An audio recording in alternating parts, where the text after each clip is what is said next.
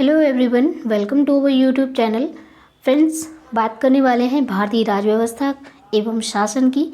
तो जिसमें हम आज हमारा जो फर्स्ट चैप्टर है उसको हम डिस्कस करने वाले हैं। सबसे पहले हम जो भी चैप्टर है उसकी जो थ्योरी है उसको अच्छे से पढ़ेंगे, समझेंगे। उसके बाद ही जो इसके क्वेश्चंस हैं जो हमारी जितनी भी परीक्षाएं हुई उनमें पूछे गए हैं, तो उन इस चैप्टर से संबंधित जो भी क्वेश्चन है उनको डिस्कस करेंगे।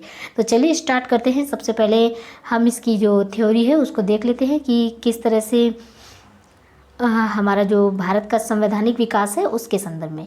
ठीक है, तो भारत का संवैधानिक विकास आप देख सकते हैं कि दो तरह से है, जिसमें आप सबसे पहले ईस्ट इंडिया कंपनी के शासन के द्वारा जो पारित ब्रिटिश संसदीय अधिनियम है, ठीक है, जो कि 1773 से लेकर 1853 तक, ठीक है। उसके बाद में ब्रिटिश ताज के जो शासनाधीन पारित अधिनियम है जो कि आपका 1858 से लेकर 1947 तक है। ठीक है, तो इस तरह से जो इसको दो भागों में बांटा गया है, जैसा कि आप देख पा रहे हैं भारत का संवैधानिक विकास। ठीक है, तो सबसे पहले हम देख लेते हैं यहाँ पे कंपनी के शासन हेतु पारित जो भी अधिनियम थे उनको।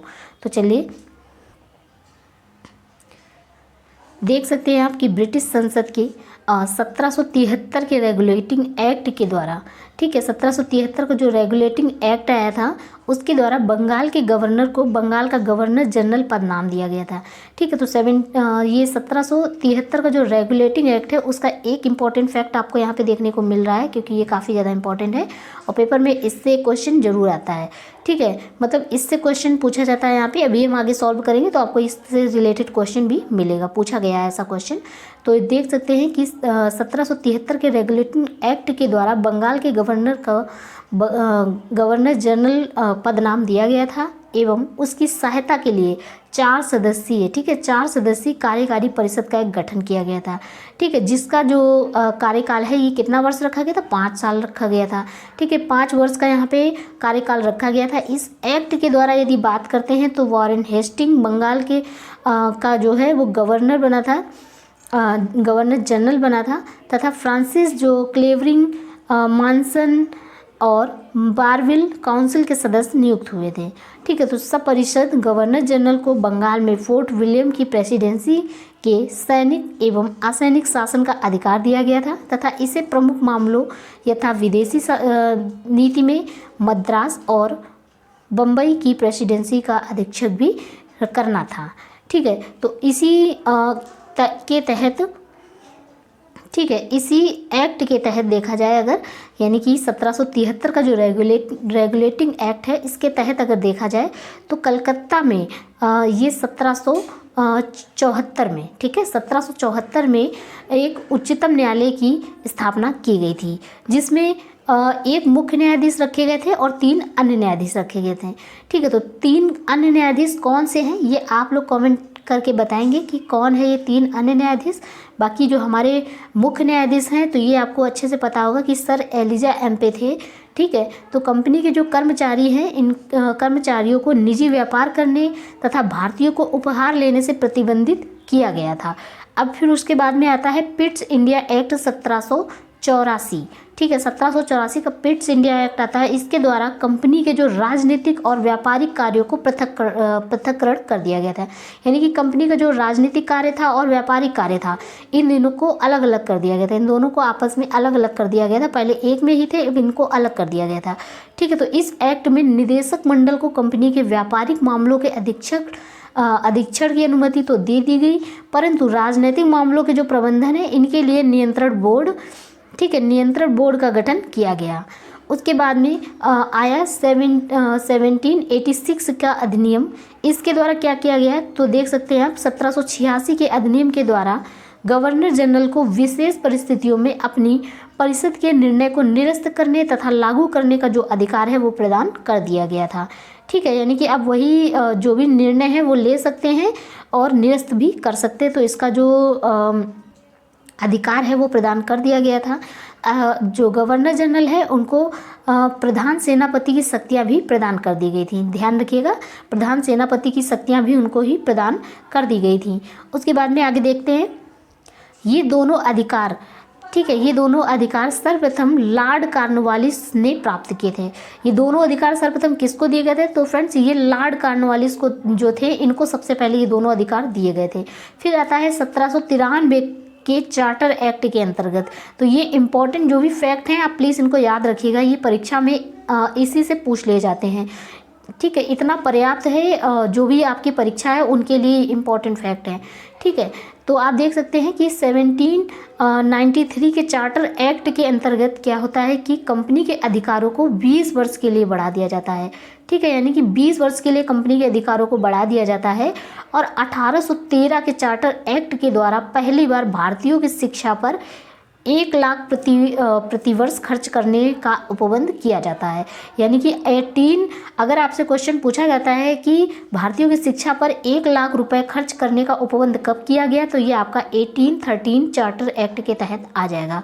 ठीक है, तो 1813 के तहत चार्टर एक्ट के तहत जो है भारतीयों की जो शिक्षा पर प्रति वर्ष 1 लाख रुपए खर्च करने का उपबंध किया गया। कंपनी के भारतीय व्यापार के एकाधिकार को समाप्त कर दिया गया। कंपनी का जो भारतीय व्यापार का एकाधिकार था उसको समाप्त कर दिया गया। यद्यपि चीन के साथ जो चाय का व्यापार था, चाय के व्यापार पर उसका एकाधिकार बना रहा। यानी चीन के साथ जो चाय का व्यापार था उस पर एकाधिकार बना रहा। अब बात कर लेते हैं यहाँ पे 1833 के चार्टर एक्ट के द्वारा। तो देखिए 1833 के जो चार्टर एक्ट है इनके द्वारा क्या किया गया कि बंगाल के गवर्नर जनरल को संपूर्ण भारत का गवर्नर जनरल बना दिया गया था।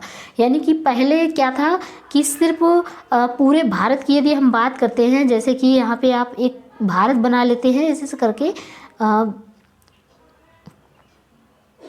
ठीक है, इस तरह से मतलब एक जस्ट लोकल बना लेते हैं। तो आप देखेंगे पहले बंगाल में ही सिर्फ गवर्नर जनरल का वो अधिकार था, लेकिन अब पूरे भारत का सिर्फ एक ही गवर्नर जनरल बना दिया गया था इसके माध्यम से। ठीक है, जस्ट वेट। ठीक है, तो उसके बाद में क्या होता है कि इस चार्टर एक्ट की जो आपकी है धारा 87, इसके अनुसार कोई भी भारतीय धर्म, केवल धर्म, जन्म स्थान, वंश, वर्ण के आधार पर सरकारी सेवा के लिए अयोग्य नहीं समझा जाएगा। यानी कि यदि उसका धर्म मुस्लिम है, हिंदू नहीं है, या फिर वो रंग वंश उसका दूसरा है, जन्म स्थान दूसरा है, तो इस तरह से उसमें इस तरह का भेद नहीं किया जाएगा। ठीक है, तो ये जो है आया इसमें धारा 87 के तहत आया कि कोई भी भारतीय केवल धर्म, जन्म स्थान, वंश, वर्ण के आधार पर सरकारी सेवा के लिए अयोग्य समझा नहीं जा सकता है। ठीक है, देश की शासन प्रणाली का जो केंद्रीकरण है वो कर दिया गया, यानी कि देश की जो शासन प्रणाली थी उसकी केंद्रीकरण कर दिया गया। फिर लॉर्ड विलियम बेंटिक भारत के प्रथम गवर्नर जनरल बने। ठीक है, तो लॉर्ड विलियम बेंटिक जो थे वो भारत का प्रथम गवर्नर जनरल था। कंपनी के समस्त व्यापारिक कार्य समाप्त कर दिए गए। जो भी कंपनी के व्यापारिक कार्य थे उनको समाप्त कर दिया गया तथा भविष्य में उसे केवल एक राजनीतिक कार्य ही करने थे। गवर्नर जनरल की जो परिषद में एक कानूनी सदस्य, चौथा सदस्य को सम्मिलित किया गया, यानी कि एक और सदस्य जोड़ा गया जो कि चौथा सदस्य था, कानूनी सदस्य। ठीक है, इस पॉइंट को इम्पोर्टेंट है, ये ध्यान रखिएगा। ठीक है, सम्मिलित किया गया। सर्वप्रथम मैकाले जो थे इनको कानूनी सदस्य के रूप में, यानी कि सर्वप्रथम मैकाले को ही कानूनी सदस्य के रूप में शामिल किया गया।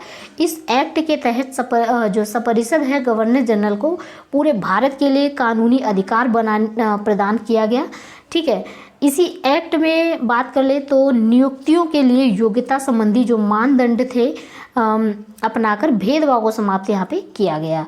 ठीक है, अब आया 1853 के चार्टर एक्ट के द्वारा। देख लेते हैं कि 1853 के चार्टर एक्ट के द्वारा क्या क्या किया गया। तो विधायी शक्तियों का कार्यपालिका शक्तियों से पृथक करने की जो व्यवस्था है वो की गई, यानी विधायी शक्तियों की कार्यपालिका शक्तियों से व्यवस्था को पृथक कर दिया गया, अलग अलग कर दिया गया। विधि निर्माण हेतु गवर्नर जनरल की विधायी परिषद की स्थापना की गई। आगे चलकर ये भारतीय केंद्रीय विधान परिषद के नाम से जानी गई। ठीक है, सिविल सेवकों की भर्ती एवं चयन के लिए एक खुली प्रतियोगिता का शुभारंभ किया गया। ठीक है, कब किया गया? ये 1853 के चार्टर एक्ट के द्वारा। ठीक है, आज जो सिविल सेवा की जो परीक्षा है वो देते हैं, ये उसी का परिणाम है।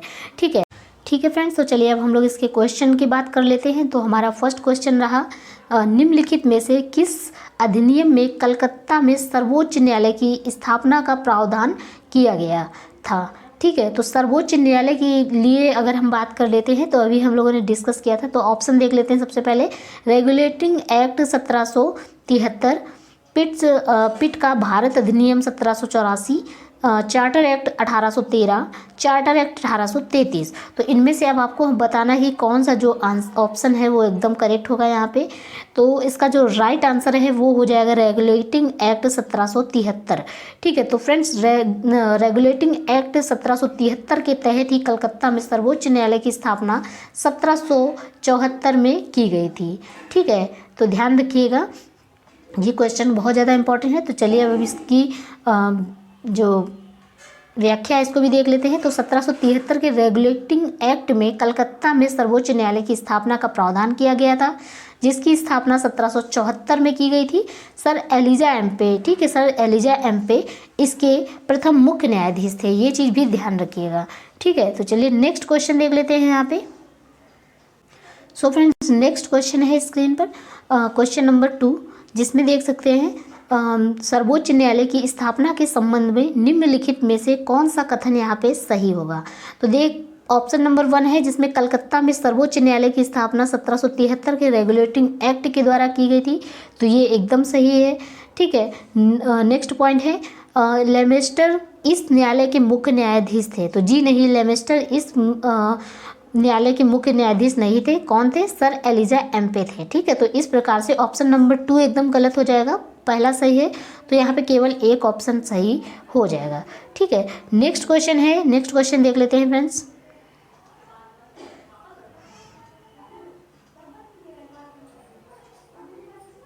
इसको थोड़ा सा छोटा कर लेते हैं। चलिए देख सकते हैं, सूची 1 को सूची 2 से सुमेलित कीजिए तथा सूचियों के नीचे दिए गए कूट से सही उत्तर का चयन कीजिए। ठीक है, तो सूची 1 को सूची 2 से सबसे पहले सुमेलित कर लेते हैं। तो जैसा कि आपने अभी सारे अधिनियम पढ़े अच्छे से, ठीक है, तो आप इन क्वेश्चन का आंसर भी दे पा रहे होंगे। देखिए, ऑप्शन नंबर 1 है नियंत्रण परिषद की स्थापना, सर्वोच्च न्यायालय की स्थापना, इंग्लिश मिशनरियों को भारत में कार्य करने की अनुमति, गवर्नर जनरल की परिषद में कानूनी सदस्य की नियुक्ति। तो यहाँ पे आप देख सकते हैं, सबसे पहले हम सबसे इजी वाला क्वेश्चन ऑप्शन देखेंगे जो हमें एकदम अच्छे से पता है। तो सभी को पता होगा कि सर्वोच्च न्यायालय की जो स्थापना है ये नियामक अधिनियम 1773 के द्वारा की गई थी, यानी कि बी का 1 नंबर होगा। तो बी का 1 नंबर यदि बात करें तो यहाँ पे है, आप देख सकते हैं। तो यहाँ पे आपको दूसरा कोई ऑप्शन नहीं है, तो इस प्रकार बी ऑप्शन एकदम यहाँ पे करेक्ट हो जाएगा। इस तरह से भी आप क्वेश्चन अगर सॉल्व करते हैं तो आपका एक बार में ही आंसर आ जाएगा। ठीक है, अब उसी की बात करें, नियंत्रण परिषद की जो स्थापना हुई थी, यानी कि नियंत्रण परिषद की जो स्थापना है ये कब हुई थी? तो ये आपकी पिट्स का भारतीय अधिनियम जो आया था 1784 में, उसमें हुई थी। इंग्लिश मिशनरियों को भारत में कार्य करने की जो अनुमति है ये आपकी चार्टर अधिनियम 1813 के तहत मिली थी। गवर्नर जनरल की परिषद में कानूनी सदस्य की नियुक्ति की यदि बात कर लेते हैं तो ये चार्टर अधिनियम 1833 के तहत मिली थी। इस प्रकार आपके सभी ऑप्शन यहाँ पे मिल चुके हैं और ऑप्शन नंबर बी एकदम करेक्ट हो जाएगा। ठीक है, तो अब हम बात कर लेते हैं इसकी व्याख्या की। तो देख सकते हैं, नियामक अधिनियम यानी कि रेगुलेटिंग एक्ट को हम नियामक अधिनियम भी कहते हैं। तो ये 1773 के सर्वोच्च न्यायालय की स्थापना, पिट्स का भारतीय अधिनियम 1784, नियंत्रण परिषद की स्थापना। ठीक है, जस्ट वेट, देख सकते हैं नियामक अधिनियम जो है ये 1773 में आया था, सर्वोच्च न्यायालय की स्थापना इसी के तहत की गई थी। ठीक है, पिट्स का भारतीय अधिनियम 1784 में, जिसमें नियंत्रण परिषद की स्थापना की गई थी। चार्टर अधिनियम 1813 जो कि इंग्लिश मिशनरियों को भारत में कार्य करने की अनुमति मिली थी, तथा चार्टर अधिनियम 1833 जिसके तहत गवर्नर जनरल की जो परिषद है उसमें कानूनी सदस्य की नियुक्ति से संबंधित है। चलिए नेक्स्ट क्वेश्चन की बात कर लेते हैं। सो क्वेश्चन नंबर 4 है आपके सामने, जिसमें हम देख सकते हैं निम्नलिखित में से किससे भारत में अंग्रेजी शिक्षा की नींव पड़ी। ठीक है, तो यहाँ पे बताना है कि अंग्रेजी शिक्षा की नींव कैसे पड़ी। तो 1813 का charter act, journal committee of public instruction 1823, या प्राच्यविद एवं आंग्लविद विवाद। ठीक है, तो यहाँ पे आपको बताना है कि कौन सा ऑप्शन एकदम यहाँ पे करेक्ट हो जाएगा। ऑप्शन आपके सामने है। सो फ्रेंड्स, यहाँ पे आपका डी ऑप्शन एकदम सही हो जाए, जिसमें 1, 2 और 3 तीनों ऑप्शन यहाँ पे एकदम सही हैं। तो व्याख्या को भी देख लेते हैं, क्योंकि वो व्याख्या से हमको काफ़ी कुछ यहाँ पे सीखने को मिलता है, जिससे आप 2 से 3 क्वेश्चन आराम से सॉल्व कर सकते हैं। तो देख सकते हैं, ईस्ट इंडिया कंपनी ने ओरिएंटल शिक्षा की प्रचलित प्रणाली को हतोत्साहित किया तथा पश्चिमी शिक्षा और अंग्रेजी भाषा को बढ़ावा दिया। 1813 के चार्टर अधिनियम में भारत में शिक्षा के प्रसार के लिए प्रतिवर्ष 1 लाख रुपए खर्च करने का प्रावधान को अपनाया गया। कब अपनाया गया? तो 1813 में। ठीक है, 1823 ईस्वी में general committee of public instructions का गठन किया गया। कब किया गया था? 1823 में। ठीक है, उसके बाद में जिसकी मुख्य जिम्मेदारी क्या थी? जिम्मेदारी ये थी कि शिक्षा के लिए 1 लाख रुपए अनुदान दी गई थी, यानी कि 1 लाख रुपए प्रतिवर्ष अनुदान दिया गया था शिक्षा के लिए। समिति में 10 यूरोपीय सदस्य थे, जिसमें आंग्ल एवं प्राच्य दोनों शिक्षा माध्यमों के समर्थक शामिल थे। आंग्ल शिक्षा के समर्थकों ने के जो नेता थे वो थे ट्रेविलियन। ठीक है, जबकि HT प्रिंसिप प्राच्य शिक्षा के समर्थकों का नेतृत्व करते थे। ठीक है, इसके बाद governor general Lord William Bentinck 1828 से लेकर 1835 के शासनकाल में 7 मार्च 1835 को लॉर्ड मैकाले के प्रस्ताव को स्वीकृत कर भारत में अंग्रेजी उच्च शिक्षा का माध्यम मान लिया गया था। ठीक है, इस तरह से समझ सकते हैं आप। यहाँ पे सारे ऑप्शन एकदम करेक्ट हो जाएंगे। ऑप्शन नंबर डी आपका एकदम सही हो जाए। चलिए नेक्स्ट क्वेश्चन देख लेते हैं। किस अधिनियम के द्वारा ब्रिटिश संसद ने चाय और चीन के व्यापार को छोड़कर ईस्ट इंडिया कंपनी के भारत के साथ व्यापारिक एकाधिकार को समाप्त कर दिया? ऑप्शन है, देख सकते हैं। ऑप्शन नंबर ए 1813 का चार्टर अधिनियम, 1833 का चार्टर अधिनियम, 1853 का चार्टर अधिनियम, या 1873 का चार्टर अधिनियम। तो यहाँ पे ऑप्शन आप देख पा रहे होंगे।